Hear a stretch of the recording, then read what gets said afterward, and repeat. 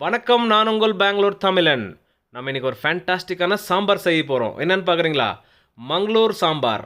அதாவது இது கர்நாடகாவில் எப்படி சொல்லுவாங்கன்னா, மங்களூர் சவுத்தேக்காய் சாம்பார்னு சொல்லுவாங்க. சாப்பிட செம்மையாக இருக்கும். நீங்களும் இதே மாதிரி செய்யணும்னு இந்த வீடியோ முழுசாக பார்த்து செய்யுங்க. ரொம்பவே சூப்பராக வரும்.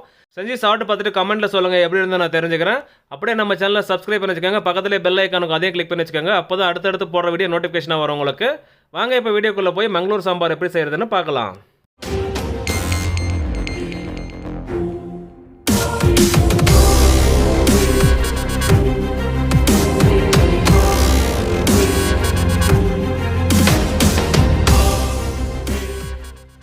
நம்ம செய்கிற இந்த மங்களூர் சாம்பாருக்கு மசாலா ப்ரிப்ரேஷன் பார்த்துடலாம். அதுக்காக நம்ம எடுத்துருக்கிற மசாலாவெல்லாம் இப்போது வறுத்து எடுத்துக்கணும். அது என்னென்ன மசாலான்னு பார்த்துக்கலாம் வாங்க.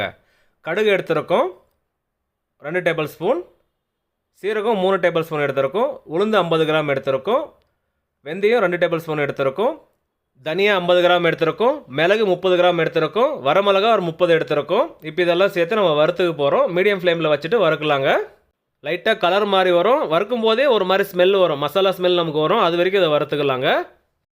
இப்போ பார்த்தாலே தெரியும் ஓரளவுக்கு கலர் மாதிரி வந்திருக்கு. இந்த அளவுக்கு வந்தாவே போதும், ரெடி ஆகிடுச்சு. இதை எடுத்து வேறு பாத்திரத்தில் மாற்றிடலாங்க.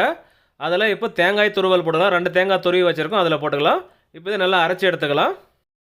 இப்போ நீங்கள் சைடில் பார்க்குறீங்க பாருங்கள், இதுதான் மங்களூர் குக்கும்பர். இதை சுத்தமாக க்ளீன் பண்ணி எடுத்து க்யூப்ஸை கட் பண்ணி வச்சுருக்கோம். இது தோல் சீவாம் கூட செய்வாங்க, நம்ம தோல் சீவிட்டு செய்கிறோம்.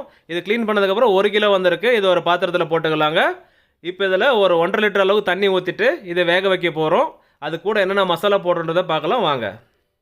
ஸ்டவ் ஆன் பண்ணிவிட்டு முதல்ல உப்பு போட்டுக்கலாம். ஒரு 2 டேபிள் ஸ்பூன் அளவுக்கு கல் உப்பு எடுத்துருக்கோம். 1/2 டீஸ்பூன் அளவுக்கு மஞ்சத்தூள் எடுத்துருக்கோம். அது கூடவே மிளகாய்த்தூள் 1 டீஸ்பூன் அளவுக்கு எடுத்துருக்கோம். அவ்வளோதாங்க. இதை அப்படியே மிக்ஸ் பண்ணி விட்டுட்டு ஒரு மூடி போட்டு மூடி விட்டுடலாங்க. நல்லா வேகட்டும். நம்ம ரெடி பண்ண மசாலா நல்லா ஆறி வந்துருச்சு. இப்போ இதை ஒரு மிக்ஸி ஜாரில் போட்டு அரைச்சி எடுத்துக்கலாம். கொஞ்சம் கொஞ்சமாக தண்ணி சேர்த்து அரைக்கணும். மிக்ஸி ஜார்லன்றதுனால கம்மியாக போட்டு தண்ணி ஊற்றி அரைச்சிக்கலாம். நல்லா ஃபைன் பேஸ்ட்டாக வர்ற மாதிரி அரைச்சிக்க போகிறோம். நம்ம இதை ஒரு 3லேருந்து 4 முறை அரைச்சிக்கலாம். அவ்வளோதாங்க. இந்த மாதிரி அரைச்சதுக்கப்புறம் பாருங்கள், இந்த மாதிரி பேஸ்ட் ரெடி ஆகிடுச்சு. இதை வேறு பாத்திரத்துக்கு மாற்றிட்டு மீதி இருக்கிறதெல்லாம் இதே மாதிரி அரைச்சி எடுத்துக்கலாங்க. இப்போ அடுத்த ப்ராசஸ் என்னென்னு பார்க்கலாம் வாங்க. நம்ம வேக வச்ச மங்களூர் குக்கும்பர் பாருங்கள் நல்லா வெந்து வந்துருச்சு.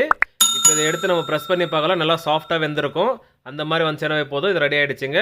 இப்போ நம்ம அரைச்சி வச்சுருக்கிற மசாலாவை இதில் சேர்த்துக்கலாம்.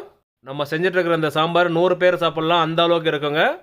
இப்போ தேவையான அளவு தண்ணி சேர்த்துக்கலாம். அதே மாதிரி அந்த பாத்திரத்தில் இருக்கிற மசாலாவை அலசி இதில் ஊற்றிக்கலாங்க. அதுக்கப்புறம் உங்களுக்கு திக்னஸ் எந்த அளவுக்கு வேணுமோ அந்த அளவுக்கு பார்த்து சேர்த்துக்கோங்க. இப்போ உப்பு போட்டுக்கலாம். தேவையான அளவு பார்த்து சேர்த்துக்கலாம். நம்ம ஆல்ரெடி காய் வேக வைக்கிறப்பவும் உப்பு போட்டிருந்தோம், அதனால் பார்த்துட்டு சேர்த்துக்கோங்க. 2 எலுமிச்சை பழம் சைஸில் புளி ஊற வச்சுருக்கோம், அதை கரைச்சி வச்சுருக்கோம். இப்போ வடித்து இதில் ஊற்றிக்கலாங்க. புளிப்பு கொஞ்சமாக இருக்கணும், அந்தளவுக்கு பார்த்து சேர்த்துக்கலாம்.